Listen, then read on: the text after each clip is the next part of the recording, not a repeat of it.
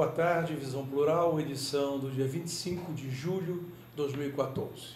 Bem, hoje o nosso tema é um tema que deve interessar muito aquelas pessoas que todo dia são abordadas, principalmente no fim de semana, por aquelas pessoas entregando panfleto para compra de imóveis. Aquelas pessoas ganham mal, são exploradas, mas são aquelas que são usadas pelas imobiliárias, empreendedoras, para poder chegar até o público. Então, o tema de hoje é imóvel. Se você está sonhando em comprar um imóvel, saiba os percalços, o que deve fazer ou não. Por isso, estamos aqui com a Patrícia Ferraz, que é registradora de imóveis. Você já ouviu falar nessa palavra? Então, vamos começar com a Patrícia para ela explicar o que é registradora de imóveis. Tudo bem? Tudo bem. Então, explica isso. O registrador de imóveis é um profissional do direito aprovado em concurso público e que recebe uma delegação do Estado para exercer a função de registrador de imóveis, que é a pessoa encarregada de zelar pela administração e responder também pela parte técnico-jurídica dos cartórios de registro de imóveis. Então, se você compra um imóvel, você faz uma escritura de venda e compra, ou se você faz um contrato particular, nos casos em que a lei permite, para você adquirir o direito de propriedade ou constituir qualquer direito sobre o imóvel, você precisa pegar esse documento que você fez e levar até um cartório de registro de imóveis. E o profissional que vai analisar essa documentação, tecnicamente, verificar se ela preenche todos os requisitos legais para ingressar no sistema de registro de imóveis, é o registrador. Todo cartório tem registrador? Todo cartório tem um responsável, que pode ser ou o registrador, no caso dos registros de imóveis, títulos e documentos, civil de pessoas jurídicas, civil de pessoas naturais, ou o tabelião, nos casos dos tabelionatos de notas e dos tabelionatos de protesto. O público sabe disso ou é muito enganado quando compra um imóvel? Sabe disso o que exatamente? Da existência desse profissional que tem essa peculiaridade. Eu diria o seguinte, as pessoas não têm informação suficiente. A maior parte da população acredita que, pelo fato de ir a um tabelionato de notas e lavrar uma escritura de venda e compra e pagar para o vendedor o preço do imóvel, ela já se transforma em dono do imóvel, titular do direito de propriedade. Mas isso não é verdade. Para que você adquira a propriedade, você possa ser dono do imóvel, você precisa registrar essa escritura. Acho que todo mundo já ouviu falar, ou pelo menos mais as pessoas da nossa idade, que só é dono quem registra. E o registro é feito no registro de imóveis. Quais são as arapucas que o comprador tem que evitar? Na compra de um imóvel na planta? Não sei, porque ele pode comprar na planta ou não. Sim. Qual é a vantagem de comprar na planta e a vantagem de comprar não na planta? Acho que depende do valor, né, de várias circunstâncias.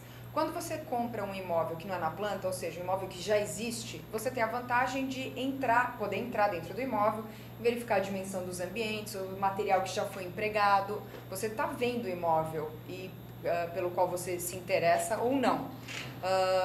E depois de fazer a avaliação das características físicas do imóvel, você vai no banheiro, vai olhar se tem um vazamento, se a parte de encanamento, pelo menos na parte visível, ela está em ordem ou não, se tem rachaduras ou não. Isso você já faz com o imóvel usado ou pronto.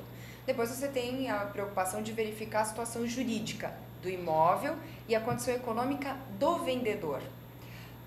Já num imóvel na planta, você precisa ter um cuidado básico, que é verificar se este imóvel que está sendo oferecido na planta, ele faz parte de um empreendimento sujeito à incorporação, ou seja, se aquele projeto que está sendo oferecido para o comprador, se ele está registrado no registro de imóveis. Porque uma série de cuidados que nós teríamos que ter, se não houvesse essa sistemática do registro da incorporação, isso tudo já é verificado pelo registrador quando da intenção de depósito desse projeto no registro de imóveis. Qual a diferença entre incorporador e construtor? Incorporador é aquela pessoa física, né, pessoa natural como nós, ou a pessoa jurídica, que se predispõe a organizar um empreendimento imobiliário e, portanto, desenvolve todos os projetos necessários para a consecução, para a realização desse empreendimento, inclusive podendo contratar uma construtora, que é a pessoa que vai cuidar da parte da implementação física daquele projeto. Agora você também pode encontrar uma empresa que exerça tanto a função de incorporadora quanto de construtora. Como é que o comprador pode fugir daquelas construtoras que não têm capital suficiente para colocar o imóvel de pé e depois tem que brigar na justiça para evitar que perca aquele seu dinheirinho que colocou na frente? Posso dar uma explicação um pouquinho mais completa?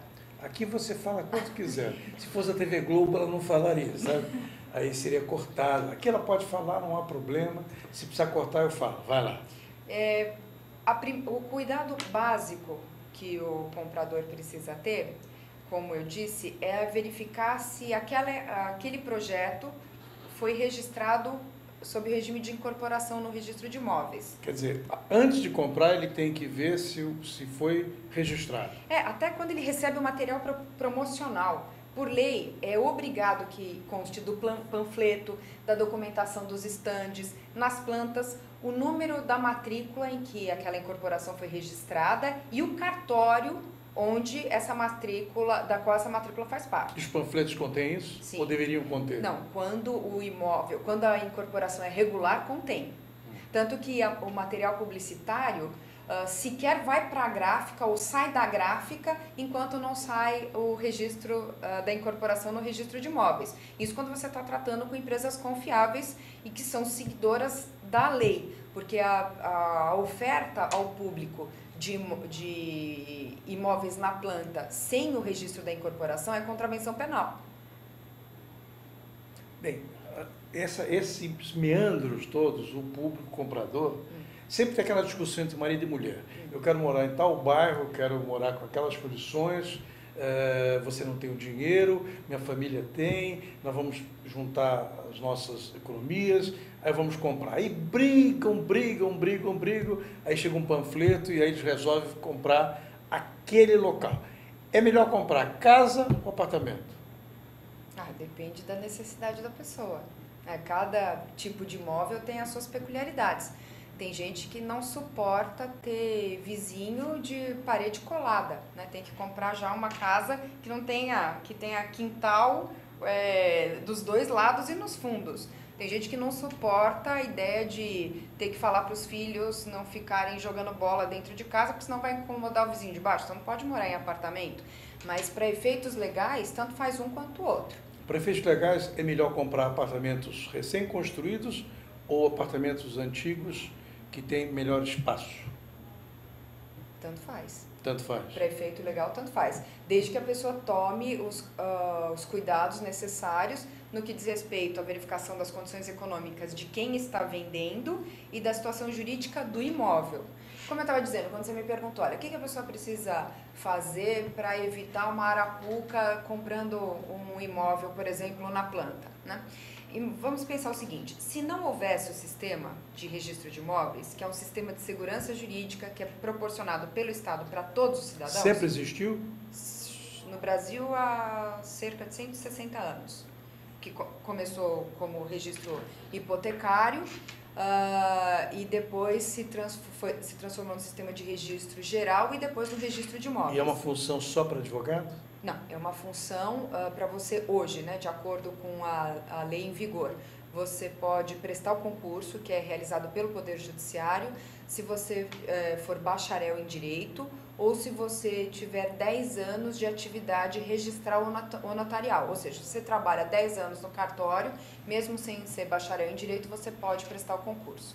Mas um exemplo bobo, que acontece normalmente, há uma época que as famílias começam a perder seus entes queridos e aí começa a família a torrar ou a querer fazer dinheiro com o imóvel que aqueles genitores deixaram. E às vezes a família briga, né?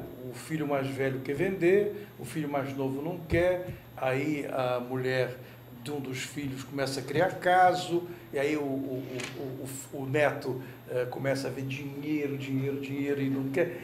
E aí há um samba do crioulo doido para vender o imóvel.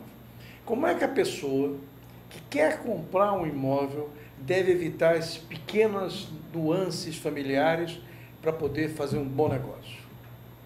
Bom, em primeiro lugar, se não houver consenso entre os proprietários, não existe venda. Né? Então, o vendedor, o pretenso comprador, não pode imaginar que ele vai poder fazer alguma coisa que supere a vontade daquele que não quer vender. Na verdade, a iniciativa precisaria ser daquele coproprietário que quer vender, ajuizar uma ação de dissolução desse condomínio, dessa copropriedade. Mas o comprador não tem muito o que fazer. Se uma pessoa, por exemplo, mais velha, que é dono de vários imóveis, ele pode deixar um testamento liberando tal imóvel para venda em tal situação ou não?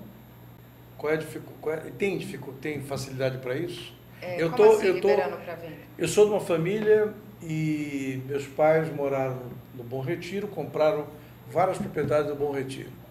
E aí eu estou velho, estou com problema, estou com mal de Alzheimer, e então a família resolve torrar a minha grana.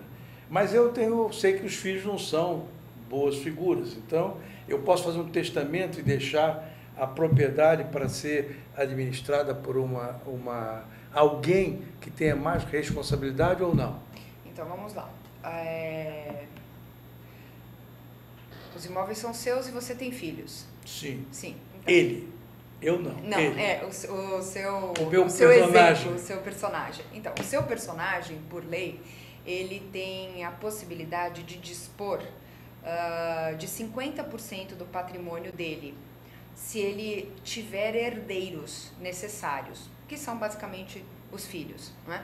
Então, no caso do seu personagem, se ele tem filhos gastões e ele quer deixar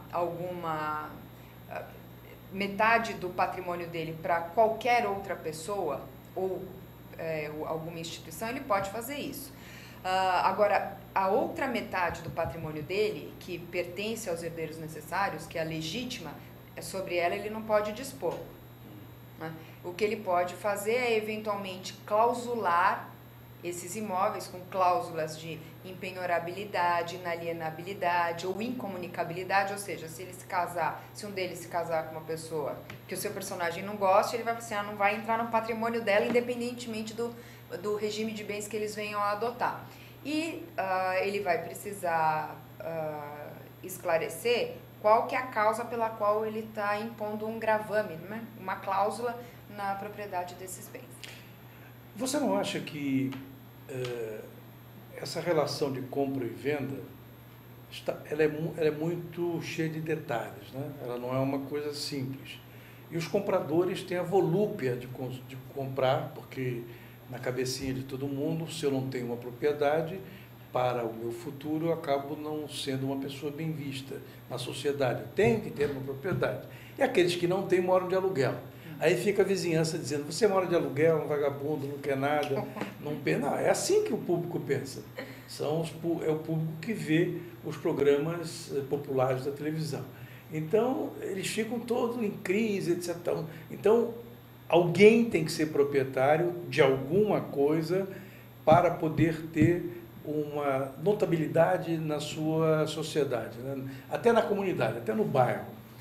As pessoas que não têm propriedade, quando resolvem comprar alguma coisa, às vezes desistem por essas nuances jurídicas que são tão complexas. Será que a pessoa sabe que existe esse profissional como você, que é capaz de ver os meandros da documentação, tanto de um lado quanto do outro? Olha,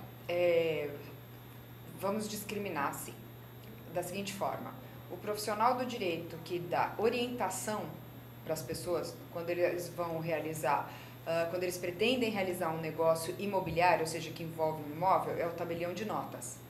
O registrador de imóveis é o profissional do direito que analisa a documentação, que formaliza algum negócio imobiliário verifica se aquela documentação que foi produzida pelo tabelião de notas ou por um advogado, se aquela documentação preenche os requisitos, e uma vez que os preencha, ele vai autorizar a constituição daquele direito sobre o imóvel.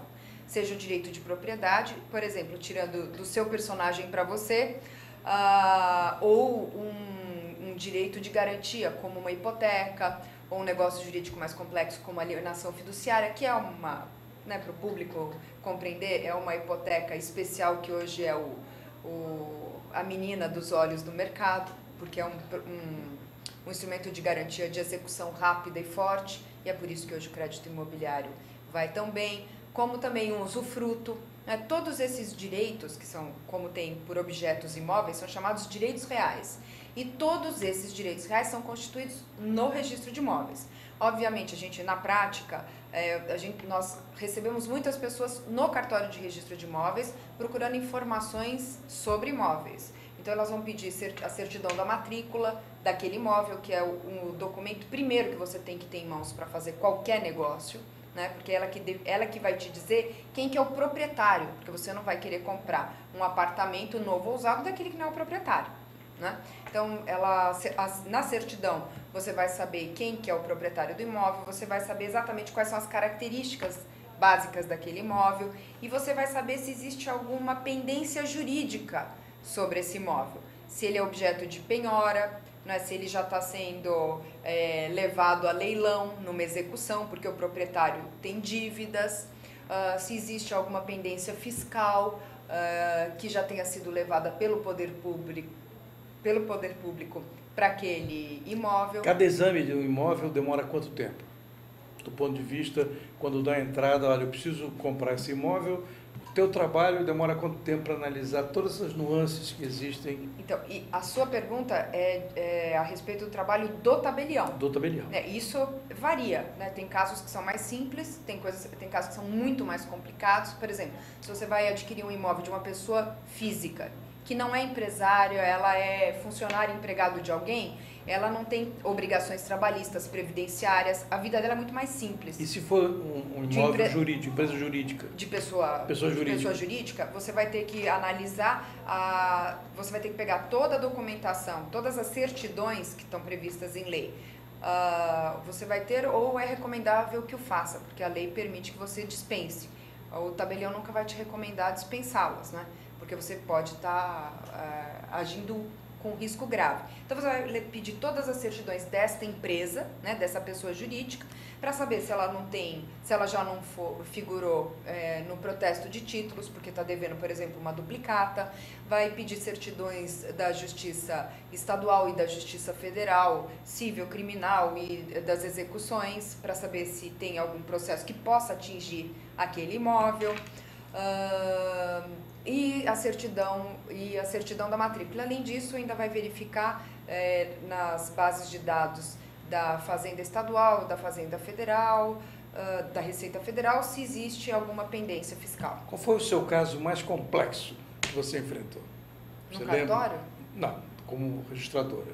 Ai, são tantos, todo dia tem. Tá, então lembra um para tentar, vamos dizer, dar um quadro às 16 horas e 20 minutos desse dia 25 de julho de 2014, e você diga qual foi um caso que parecia simples e se transformou num grande pandemônio, se é que existe. Assim, eu acho que o que mais me gravou foi um caso novo, né? Na época era uma coisa nova,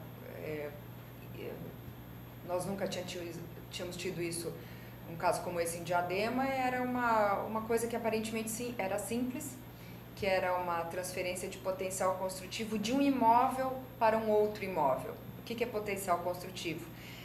De acordo com os planos diretores de cada município, dependendo do tamanho do imóvel, da área onde aquele imóvel está localizado, a prefeitura define quantas vezes da área do terreno você pode construir. Então, imagina que um terreno tenha 1.000 metros quadrados. Se o potencial construtivo for 1, você pode construir 1.000 metros.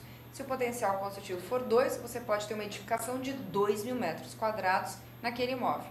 E nós tínhamos lá em Diadema um imóvel muito grande, numa área de preservação ambiental, cujo potencial construtivo, que era mínimo, não ia poder jamais ser utilizado, porque era uma área ambientalmente protegida. E o proprietário do imóvel, então, decidiu alienar, vender esse potencial construtivo para um outro imóvel que poderia receber potencial construtivo de acordo com o plano diretor. E, na verdade, esse imóvel cujo potencial, que perderia o potencial construtivo, era objeto de penhora. Ou seja, havia uma execução que visava atingir aquele imóvel para pagamento de uma dívida do proprietário. E nós obstamos a transferência de potencial construtivo. E aí o caso teve um desenrolar bem interessante. Demorou quanto tempo? Demorou alguns meses para eles cumprirem as exigências, porque a ideia era a seguinte: imagine que você queira comprar uma caixinha de bombons e você vai me pagar R$20 pela minha caixinha de bombons. Quanto você me pagaria se a caixinha de bombons estivesse vazia? E um imóvel sem potencial construtivo é uma caixinha sem bombons. Bem, vocês estão vendo as dicas de Patrícia Ferraz, registradora de imóveis, sobre como fugir dos problemas na hora de comprar um imóvel. São 16 horas e 30 minutos, nós vamos fazer um pequeno intervalo e já voltamos com ela dando outras dicas. Voltamos já.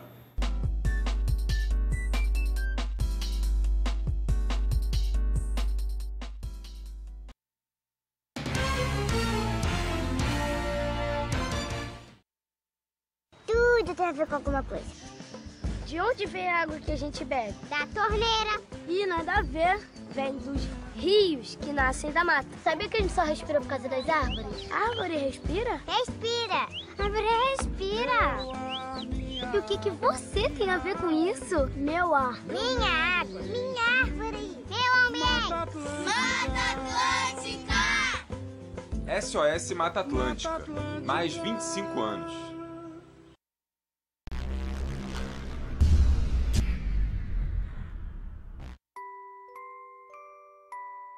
As nossas recordações são os nossos maiores tesouros. Carregamos durante toda a nossa vida. Manipular, distorcer ou implantar falsas memórias, além de ser uma violência, é crime. Somos responsáveis por esse tesouro. Não promova a alienação parental.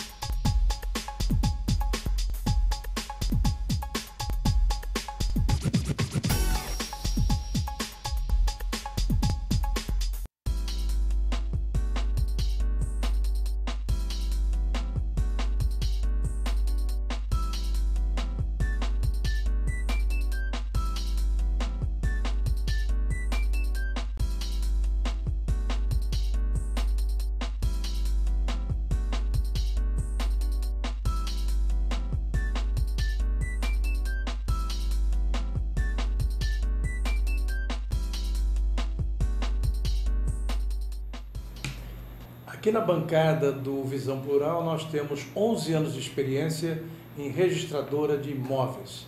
A Patrícia Ferraz, registradora de imóveis na cidade de Diadema, mas o fato dela ser registradora de imóveis em Diadema não deixa nenhum problema para você que tem um imóvel ou quer comprar um imóvel, vamos dizer, no interior de São Paulo, não possa comprar esse imóvel através da internet.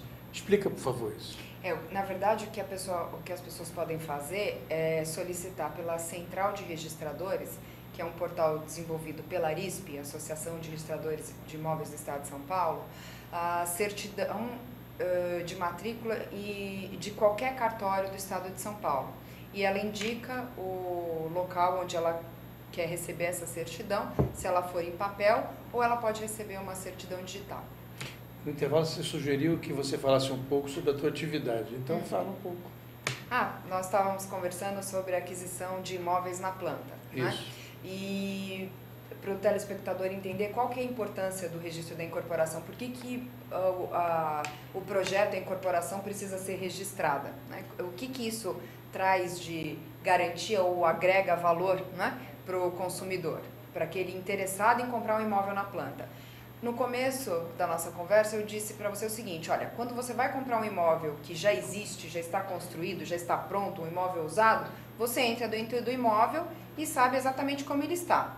No imóvel na planta não, você vê um desenho no papel, no máximo você vê uma maquete muito bem produzida ou um apartamento modelo. Aí quando você entra, o negócio é desse tamanho. Não, no modelo normalmente, o modelo tem que ser do tamanho que consta do memorial de incorporação que está depositado no registro de imóveis.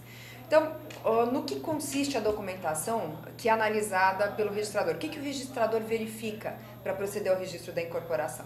Em primeiro lugar, ele verifica se aquele imóvel onde vai ser construído o prédio ou vão ser construídas aquelas casas sob o regime de incorporação pertence à pessoa que quer incorporar. Ou se esta pessoa que está incorporando tem autorização do proprietário do imóvel para fazer esse empreendimento nesse local. Em segundo lugar, nós verificamos se aquele projeto que é apresentado foi aprovado pelo Poder Público Municipal. Porque imagina você comprar um apartamento, está pagando há algum tempo e depois descobrir que o prédio não vai poder ser construído porque ele não teve aprovação da Prefeitura, que é a entidade competente para dar aprovação nesses projetos. Nós verificamos também as condições econômicas do incorporador. Então, ele tem que nos apresentar, de acordo com o rol que consta em lei, certidões, um rol extenso, das certidões que ele tem que nos apresentar para demonstrar que ele não tem problemas criminais, especialmente aqueles que envolvam crimes contra a administração pública, ambientais, contra o consumidor. Ele tem que apresentar um atestado dado por uma entidade financeira da sua idoneidade comercial, ou seja, negocial no sentido de que ele é um cumpridor, né, ou que a empresa é uma cumpridora das suas obrigações, pelo menos no que é dado conhecimento desse banco, de modo que e também, além da planta, a incorporadora precisa depositar o memorial descritivo daquilo que ela vai construir. No que consistem, então, esta planta e o memorial descritivo? A exposição muito detalhada de tudo que vai compreender aquele empreendimento. Então, por exemplo, qual que é a área interna privativa de cada unidade autônoma, de cada apartamento, por exemplo. O que compõe as áreas comuns, o que tem de escada, de caixa d'água, de shaft, né, que são aqueles vãos para ventilação, quadra, piscina, playground, até caixa de gás, se for o caso, e geralmente é. E também, e especialmente isso é muito importante, o material e o tipo de material de acabamento que vai ser empregado naquelas unidades. Porque se você for a um apartamento usado, você vai olhar e falar assim, bom, essa pia é de granito, aqui esse piso é de cerâmica, gostei desse piso de mármore, e aqui eu vou ter que trocar esse carpete. Na planta você não sabe. E quando a partir da planta for usado material de terceira categoria, capacidade a pessoa tem, o proprietário, o novo proprietário, como é que ele pode reclamar? Então, se o memorial descritivo, porque você tem várias possibilidades de padrões de acabamento. Então, se o memorial descritivo descrever, por exemplo, que você vai usar um padrão top e esse padrão não for utilizado um padrão péssimo, como você está se referindo, o comprador vai poder utilizar a documentação da incorporação e o contrato que ele fez com a incorporadora e acioná-la extrajudicialmente. Ela pode tentar uma composição sem ter que entrar em juízo ou até acionar essa empresa judicialmente. Por isso que o registro da incorporação é fundamental, porque ela concretiza os direitos ou o projeto em favor do consumidor. Então você foi no stand, recebeu um panfleto, você viu que está registrado? Bom, você foi lá, gostou, achou bonito o apartamento modelo, pegou o contrato, levou para casa para analisar, você pode ir até o registro de imóveis e verificar no que consistiu o memorial de incorporação para saber se tudo que você imagina que você vai receber é aquilo que está descrito no memorial. O Brasil é um país cartorial e você disse que a profissão existe há 160 e poucos anos. Que outros países? No Brasil. Uhum. Quais são outros países que têm o mesmo profissional tão detalhista e tão autorizado a fazer esse procedimento? Olha, se eu te contar que nós temos cartórios em quase todos os países, você vai acreditar? Dizem que no Brasil é que tem mais cartórios. Não é verdade. Não é verdade. Olha, nós temos, para você ter ideia, o sistema de registro de imóveis, ele foi criado em meados do século XIX em vários países e com a mesma finalidade, que era dar publicidade sobre as hipotecas que existiam sobre os imóveis. Porque imagina a situação lá, século XIX. Você é um fazendeiro, você precisa comprar grãos para plantar café, você precisa de adubo, você precisa ter dinheiro para pagar a mão de obra que vai colher a sua produção e você, para ter esse dinheiro, você vai numa instituição bancária e pede um empréstimo. E o banco te fala assim, tudo bem, Patrício, você é ótimo, tal, mas qual que é a garantia que você me dá? E você fala, eu dou a minha fazenda como garantia. E para receber a fazenda, os bancos começaram a perceber que eles precisavam de um sistema onde todas as hipotecas estivessem concentradas para que eles tivessem uma informação segura, fidedigna, consistente, para ter segurança no empréstimo do dinheiro que eles iam te dar. Então, a partir de 1831, se não me engano, até mais ou menos 1870. Na Inglaterra. Na Inglaterra, no Chile, no Brasil, na Espanha, no Japão, no Reino Unido. Vários países editaram leis hipotecárias cuja exposição de motivos, que é nada mais do que a razão pela qual essas leis estavam sendo propostas ao legislativo, eram muito semelhantes. E diziam exatamente isso que eu exemplifiquei aqui. Olha, nós precisamos, a economia está crescendo, nós precisamos de um sistema que forneça garantia para o mercado, garantia para as instituições financeiras emprestarem dinheiro para o desenvolvimento econômico, e porque se nós não tivermos, se os bancos não tiverem essas garantias, não existe crédito no mercado, e sem crédito a economia não anda.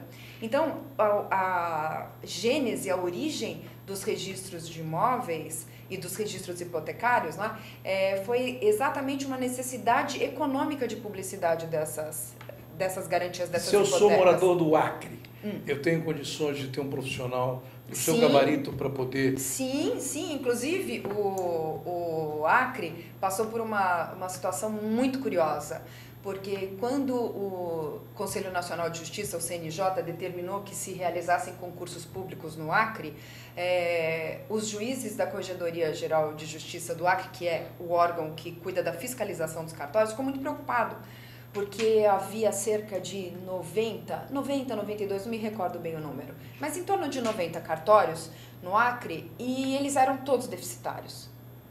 E eram cartórios que eram de responsabilidade do Poder Judiciário. E esses juízes corregedores, era uma situação muito curiosa, porque eles todos faziam MBA em administração da Fundação Getúlio Vargas. E eles quando viram esse cenário, eles pensaram o seguinte: bom, a gente vai cumprir uma determinação do CNJ, nós vamos gastar dinheiro para fazer o concurso público, ninguém vai se interessar para assumir cartórios deficitários, porque a função de registrador é uma função que envolve uma responsabilidade tremenda, porque a nossa responsabilidade é pessoal sobre os atos que nós praticamos, e ainda que alguém se inscreva, se for aprovado, quando vir essa situação, não vai querer assumir os cartórios. Então, como é que nós fazemos para resolver isso? E eles vieram para São Paulo, né, para ver como que isso poderia ser resolvido, e nós sugerimos que eles fizessem uma reorganização dos cartórios, reduzissem o número de cartórios para que você tivesse, então, um custo operacional menor e as atividades, então, pudessem ser desempenhadas de modo economicamente mais interessante. E hoje nós temos lá registradores, tabeliães, todos cumprindo essa tarefa. A sua função é uma função pública ou não? É uma função pública, desempenhada sob gestão privada. Isso quer dizer o seguinte, por que é função... Você não é funcionária do cartório? Não, eu sou a responsável pelo cartório. Eu sou, tecnicamente, se a gente falar no linguajar, no juridiquês, eu sou uma particular em colaboração com a administração. Eu fui aprovada no concurso público e recebi uma delegação do Estado para desempenhar uma função, né, que é uma atividade do Estado, que envolve autoridade pública. Né? Imagina o seguinte, quando você vende um imóvel para o João e eu registro essa escritura, eu estou dizendo que você não é mais o proprietário do imóvel, que o proprietário é o João.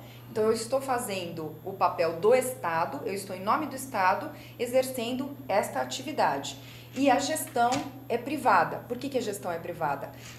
De acordo com uma previsão constitucional, a administração dos cartórios não segue as regras da administração pública, que são regras mais engessadas porque lidam com dinheiro público. Então, você tem que ter todos os critérios de licitação para evitar os problemas que nós, apesar de tudo, ainda vemos. E como o sistema foi criado por uma razão econômica, o sistema precisa ser altamente eficiente. E o Constituinte de 88 entendeu que, apesar de a função ser pública, ela precisaria de uma gestão privada, ou seja, altamente eficiente. O que quer dizer que nós temos, além da responsabilidade pela correção técnica dos atos que nós praticamos, a responsabilidade de perseguir o tempo todo ideais de eficiência e nos superarmos aí dia a dia. Existem mais registradoras, homem ou mulher? Não sei, mas acho que tem mais homem. Eu nunca fiz essa conta, mas acho que são mais homens. Mas as mulheres são ótimas. Não, eu não. Alô, vocês estão vendo?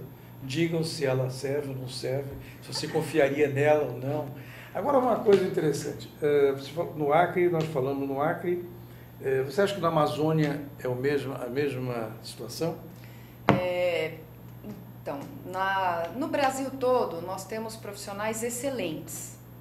Existem locais em que você ainda não teve a realização de concursos públicos e o CNJ tem atuado ativamente para que os concursos se realizem e que esses cartórios, portanto, deixem de estar sobre a asa do Estado e passem a ter gestão privada com uma responsabilidade pessoal do delegado da função pública com eficiência. Então, por exemplo, há poucos anos atrás, acho que há uns 3, eu não sei se 3, 4, 2 anos atrás, mas são poucos anos, nós tínhamos todos os cartórios da Bahia ainda sob gestão pública. E era uma atividade desempenhada com muito sacrifício, especialmente do cidadão. Eram filas de espera, meses, às vezes ano para você conseguir realizar um registro. E com a realização dos concursos públicos e a assunção dessas funções por pessoas privadas, com fiscalização do judiciário, as atividades já melhoraram muitíssimo. Para você ter uma ideia, você demorava às vezes 1 ano para fazer um registro de um contrato particular de venda e compra com alienação fiduciária na Bahia. Em Diadema eu faço em 5 dias. Em média, quantos registros você faz por dia? Depende. Esse mês está muito devagar, acho que por conta da Copa, mas por dia, entre atos de registro e averbação, talvez uns 20, 50, que às vezes em um título você tem que fazer mais atos. Cada cartório tem um registrador só? Cada cartório tem um responsável. E aí ele contrata sob regime da CLT, as pessoas para auxiliá-lo no desempenho dessa função. Tem um time maravilhoso. Tem um time que trabalha com você? Tem. E esse time constitui quantas pessoas? Hoje nós somos 39 pessoas. 39? 39. Quer dizer, você é o Filipão do time e o time tem que jogar conforme você orienta. Ah, não, a gente vai ganhar essa Copa. Não é? Tá bom. Olha aqui, o nosso tempo está esgotando e eu vou te dar, se você quiser dar o telefone, dá. Se você quiser dar para poder quem quiser se comunicar com você. E aí você vê se aumenta o número de clientes de Diadema ou não. Na verdade, eu vou sugerir ao telespectador que consulte o portal da Arisp, a Central Registradores de Imóveis. Lá nós temos um rol de ferramentas digitais que são disponibilizadas para todos os cidadãos, para entidades públicas, para entidades privadas. Só para você ter ideia, nós já prestamos mais de 300 milhões de informações gratuitas para a administração pública por um sistema eletrônico de informações imobiliárias. E qual é esse portal? É o Central Registradores de Imóveis. Se você digitar na internet, no Google, Central Registradores de Imóveis, você já chega no nosso portal. E ali você vai poder navegar, pedir certidões pela internet, visualizar matrículas online. E nós temos assim uma série de serviços que são prestados por esse portal. Recomendo. Então, vocês viram, não é tão fácil comprar nem vender, mas a existência de um registrador, você pode ficar mais tranquilo. Eles trabalham muito, segundo ela disse, nesse 1 hora de programa, e sem o que você não fica a ver navios quando compra uma propriedade. Ô Patrícia, eu agradeço a sua presença e espero que com o aceleramento do crescimento, que talvez melhore, você consiga ter mais trabalho. Olha, eu que agradeço o convite, é um prazer. Estou à disposição sempre que vocês tiverem alguma dúvida em relação aos imóveis. Os registradores do Estado de São Paulo estão à disposição e a nossa função, a bem da verdade, é contribuir para o desenvolvimento econômico, com isso para o desenvolvimento social e a erradicação da pobreza aqui no país, cumprindo a Constituição Federal. Você vê? Ela é uma boa cidadã ainda por cima. Bem, nós falamos hoje com a Patrícia Ferraz, que é registradora de imóveis, e Visão Plural ficar por aqui esse dia de frio. Voltamos na próxima sexta-feira, às 16 horas. Muito obrigado e até lá.